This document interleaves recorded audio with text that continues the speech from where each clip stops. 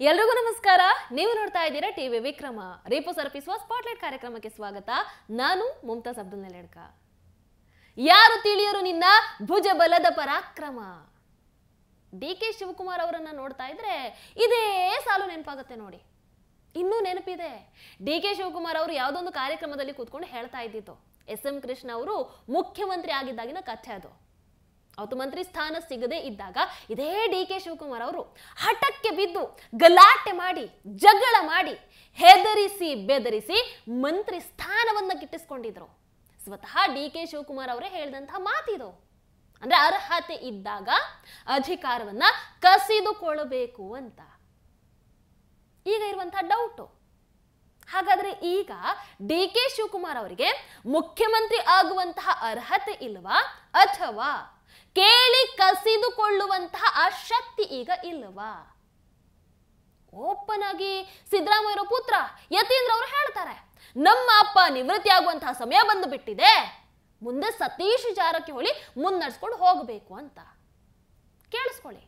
ಇವತ್ತು ತಂದೆಯವರು ಈಗ ಇನ್ನೇನು ರಾಜಕೀಯ ಕೊನೆಗಾಲದಲ್ಲಿ ಇದ್ದಾರೆ, ಅವರ ರಾಜಕೀಯ ಬದುಕಿನ ಕೊನೆ ಘಟ್ಟದಲ್ಲಿದ್ದಾರೆ. ಅಂತ ಸಮಯದಲ್ಲಿ ಈ ರೀತಿ ವೈಚಾರಿಕವಾಗಿ ಪ್ರಗತಿಪರವಾದಂತಹ ಸಿದ್ಧಾಂತ ಇಟ್ಕೊಂಡಿರೋರಿಗೆ ಮಾರ್ಗದರ್ಶನ ಮಾಡೋದಕ್ಕೆ, ಅವ್ರಿಗೆ ನೇತೃತ್ವ ವಹಿಸ್ಕೊಳ್ಳೋಕೆ ಒಬ್ರು ನಾಯಕರು ಬೇಕು. ಜಾರಕಿಹೊಳಿ ಅವರು ಅಂತ ಒಂದು ಜವಾಬ್ದಾರಿನ ವಹಿಸ್ಕೋತಾರೆ. ಕಾಂಗ್ರೆಸ್ ಪಕ್ಷ ಸಿದ್ಧಾಂತ ನಂಬಿಕೆ ಇಟ್ಕೊಂಡಿರುವಂತ ಎಲ್ಲ ರಾಜಕಾರಣಿಗಳಿಗೆ, ಯುವ ನಾಯಕರಿಗೆ ಅವ್ರು ಮಾದರಿಯಾಗಿ ನಮ್ಮನ್ನು ಮುನ್ನಡೆಸ್ತಾರೆ ಅನ್ನೋ ಒಂದು ನಂಬಿಕೆ ನನಗಿದೆ. ಸೊ ಹಾಗಾಗಿ ಈ ರೀತಿ ಒಂದು ತತ್ವಬದ್ಧತೆ ಇರುವಂತಹ ನಾಯಕ ಸಿಗೋದು ಬಹಳ ಕಷ್ಟ. ಅಂತ ಕೆಲಸನ ಜಾರಕಿಹೊಳಿ ಮಾಡ್ತಿದ್ದಾರೆ. ಅಂತ ಕೆಲಸ ಇನ್ನೂ ಮುಂದುವರಿಸಲಿ ಅಂತ ಹೇಳಿ ನಾನು ಕೇಳ್ಕೊಳ್ತಾ,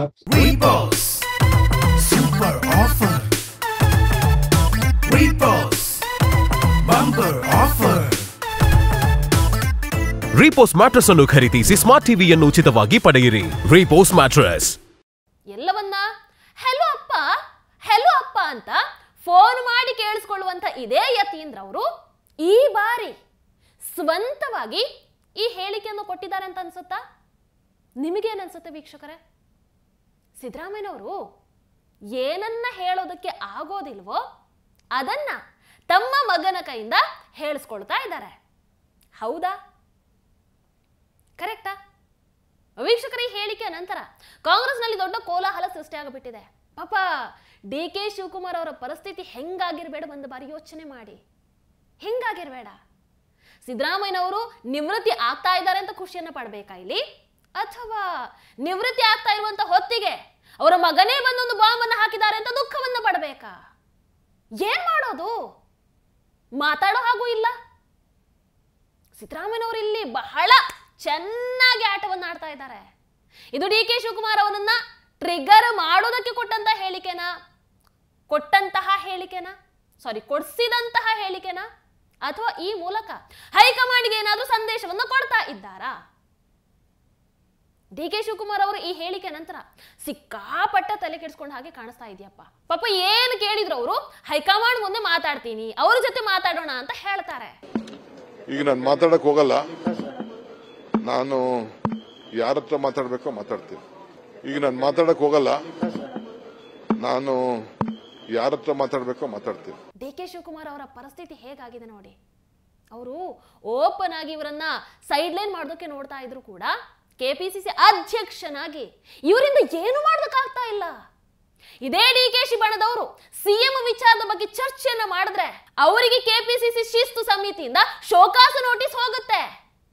ಆದರೆ ಈಗ ಕೆಪಿಸಿಸಿ ಅಧ್ಯಕ್ಷರಾಗಿರುವಂತಹ ಡಿ.ಕೆ. ಶಿವಕುಮಾರ್ ಅವರಿಗೆ ಇದೇ ಯತೀಂದ್ರ ಅವರ ವಿರುದ್ಧ ಕ್ರಮವನ್ನ ತೆಗೆದುಕೊಳ್ಳೋದಕ್ಕಾಗತ್ತಾ? ಅವರಿಗೆ ನೋಟಿಸ್ ಅನ್ನ ಕೊಡೋದಕ್ಕಾಗತ್ತಾ? ಅರೆ ಹೇಗಾಗತ್ತೆ? ಇಷ್ಟಾದ್ರೂ ಸಿಎಂ ಸಿದ್ದರಾಮಯ್ಯನವರ ಮಗ ಅಲ್ವೇ? ಇದಕ್ಕೆ ಡಿ.ಕೆ. ಬಣದ ಇಕ್ಬಾಲ್ ಹುಸೇನ್ ಅವರು ಹೇಳಿದ್ದು ಕರೆಕ್ಟ್ ಆಗಿ ಹೇಳಿದ್ದಾರೆ. ನಾವು ಮಾತಾಡಿದ್ರೆ ತಪ್ಪು, ಅದೇ ಅವರು ಮಾತಾಡಿದ್ರೆ ಸರಿನಾ ಅಂತ. ಕೇಳಿಸ್ಕೊಳ್ಳಿ. ಅಂದ್ರೆ ನಿಮ್ಗೆಲ್ಲ ನೋಟಿಸ್ ಕೊಡ್ತಾರೆ ಕೆಪಿಸಿಸಿಯಿಂದ, ಅಂದ್ರೆ ಸಿದ್ದರಾಮಯ್ಯನವ್ರ ಮಗ ಯಾವ್ದು ರೀತಿ ಸ್ಟೇಟ್ಮೆಂಟ್ ಕೊಟ್ಟರು ಕ್ರಮ ಇಲ್ಲ ಅಂತ ಹೇಳಿ. ನಾನ್ ಮಾಡಿದ್ರೆ ಬಲಾತ್ಕಾರ, ಬೇರೆಯವ್ರು ಮಾಡಿದ್ರೆ ಚಮತ್ಕಾರ ಅಂತ ಹೇಳ್ತಾರೆ. ಹಂಗೆ ನಾನ್ ಮಾಡಿದ್ರೆ ಬಲಾತ್ಕಾರ, ಬೇರೆಯವ್ರು ಮಾಡಿದ್ರೆ ಚಮತ್ಕಾರ ಅಂತ ಹೇಳ್ತಾರೆ. ಹಂಗೆ ನಾವೆಲ್ಲ ಯಾಕೆ ಹೇಳ್ಬೇಡ್ದು, ಅವ್ರು ತಿತ್ಕೋತಾರೆ ಅಂದ್ಕೊಂಡಿದ್ದೀನಿ. ಪಾಪ ಡಿ.ಕೆ. ಶಿವಕುಮಾರ್ ಅವರ ಪರಿಸ್ಥಿತಿ ಹೇಗಿದೆ? ಪಕ್ಷದ ರಾಜ್ಯಾಧ್ಯಕ್ಷರಾದ್ರೂ ಕೂಡ ನಾಯಕರ ಮೇಲೆ ಕ್ರಮವನ್ನ ಕೈಗೊಳ್ಳೋ ಹಾಗೆ ಇಲ್ಲ. ಅದೇ ತಮ್ಮ ಪರವಾಗಿ ಯಾರಾದ್ರೂ ಮಾತಾಡಿದ್ರೆ ಅವರ ವಿರುದ್ಧ ಕ್ರಮವನ್ನು ಕೈಗೊಳ್ಳುವಂತ ಪರಿಸ್ಥಿತಿ ಇದೆ ಅವರಿಗೆ. ಇವತ್ತು ನೋಟಿಸ್ ಕೊಡುವಂತ ಪರಿಸ್ಥಿತಿ. ಡಿ ಕೆ ಶಿವಕುಮಾರ್ ಅವರು ಪಾಪ ಇಷ್ಟಾದ್ರೂ ಒಂದೇ ಒಂದು ತಪ್ಪು ಹೇಳಿಕೆಯನ್ನು ಕೊಡ್ತಾ ಇಲ್ಲ, ನೇರವಾಗಿ ಎಲ್ಲೂ ಮಾತಾಡ್ತಾ ಇಲ್ಲ. ಏನೇ ಇದ್ರು ಹೈಕಮಾಂಡ್ ಜೊತೆಗೆ ಮಾತಾಡ್ತಾ ಇದ್ದೀನಿ ಅಂತ ಹೇಳಿಬಿಡ್ತಾರೆ ಅಷ್ಟೇ. ಅಷ್ಟು ಹೇಳಿ ಮುಗಿಸ್ಬಿಡ್ತಾರೆ. ಇವೆಲ್ಲವನ್ನ ನೋಡಿದ್ರೆ ಡಿ ಕೆ ಶಿವಕುಮಾರ್ ಅವರು ಎಲ್ಲವನ್ನ ಸಹಿಸ್ಕೊಂಡು ಪಾಪ ಹೈಕಮಾಂಡ್ ಮೇಲೆ ನಂಬಿಕೆಯನ್ನು ಇಟ್ಕೊಂಡು ಕೂತ ಹಾಗೆ ಕಾಣಿಸ್ತಾ ಇದೆ. ಆದ್ರೆ ಇಂಡೈರೆಕ್ಟ್ ಆಗಿ ಅದೇನೋ ದಶರಥ ರಾಮನ ಕಥೆಯನ್ನು ಕೂಡ ಹೇಳಿದ್ರು ಒಂದು ಕಡೆ, ಕೇಳಿಸ್ಕೊಳ್ಳಿ. ಯಾರು ದಶರಥ ಯಾರು ಆಂಜನೇಯನು ಅಂತ ಅಲ್ಲ, ದಶರಥನ ಮಹಾರಾಜನ ದೇವಸ್ಥಾನ ಸಮಾಜದಲ್ಲಿ ಯಾರು ಮಾಡಿಲ್ಲ. ಸಮಾಜಕ್ಕೆ ಯಾರು ಸೇವೆ ಮಾಡ್ತಾರೆ, ಈಗ ಎಲ್ಲೋದ್ರೂ ನೀವು ಆಂಜನೇಯನ ದೇವಸ್ಥಾನ ನೋಡ್ತಾ ಇರ್ತೀವಿ. ಅದಕ್ಕೆ ಯಾರು ಸಮಾಜದ ಸೇವೆ ಮಾಡ್ತಾರೆ, ಸಮಾಜ ಅವರನ್ನು ಗುರುತಿಸ್ತದೆ. ಆ ದೃಷ್ಟಿಯಲ್ಲಿ ನೀವೆಲ್ಲ ಸೇವಕರಾಗಬೇಕು, ಕಾರ್ಯಕರ್ತರಾಗಬೇಕು. ಸಮಾಜ ನಿಮಗೆಲ್ಲ ಗುರುತಿಸ್ಬೇಕಾದ್ರೆ ನೀವು ಜನರ ಸೇವೆ ಮಾಡಬೇಕು.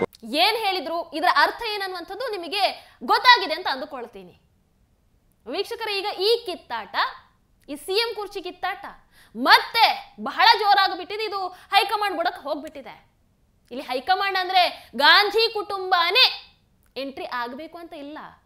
ಮಲ್ಲಿಕಾರ್ಜುನ ಖರ್ಗೆ, ಕೆ.ಸಿ. ವೇಣುಗೋಪಾಲ್, ಸುರ್ಜೇವಾಲಾ ಇವರು ಕೂಡ ಸಂಧಾನ ಸಭೆಯನ್ನ ನಡೆಸಬಹುದು, ಸಾಧ್ಯತೆಗಳು ಇವೆ. ಬಟ್ ಈ ಸಲ ಸಂಧಾನ ಅಷ್ಟು ಈಸಿ ಅಂತೂ ಇರೋದಿಲ್ಲ, ಅಷ್ಟು ಈಸಿ ಇರಲ್ಲ. ಖರ್ಗೆ ಸಾಹೇಬ್ರು ಏನು ಮಾಡ್ತಾರೆ, ಹೇಗೆ ಮಾತಾಡ್ತಾರೆ, ಅಥವಾ ಇವರನ್ನೆಲ್ಲ ಹೇಗೆ ಒಗ್ಗೂಡಿಸ್ಕೊಂಡು ಕರ್ಕೊಂಡು ಹೋಗ್ತಾರೆ, ಈ ಕಾಂಗ್ರೆಸ್ನ ಭವಿಷ್ಯ ಏನಾಗತ್ತೆ, ಮುಂದಿನ ಹೆಜ್ಜೆಗಳು ಹೇಗಿರುತ್ತೆ, ಇವೆಲ್ಲವನ್ನ ನಾವು ಕಾದು ನೋಡಬೇಕು. ನೋಡೋಣ, ಇಷ್ಟು ವರ್ಷ ನೋಡ್ಕೊಂಡು ಬಂದಿದ್ದೀವಿ, ನೋಡೋಣ ಅಷ್ಟೇ. ನೀವೇನಂತೀವಿ ದಯವಿಟ್ಟು ಕಾಮೆಂಟ್ ಮೂಲಕ ತಿಳಿಸಿ. ಹಾಗೆ ಈ ವಿಡಿಯೋ ನಿಮಗೆ ಇಷ್ಟದಲ್ಲಿ ಲೈಕ್ ಮಾಡಿ, ಶೇರ್ ಮಾಡಿ. ನಮಸ್ಕಾರ.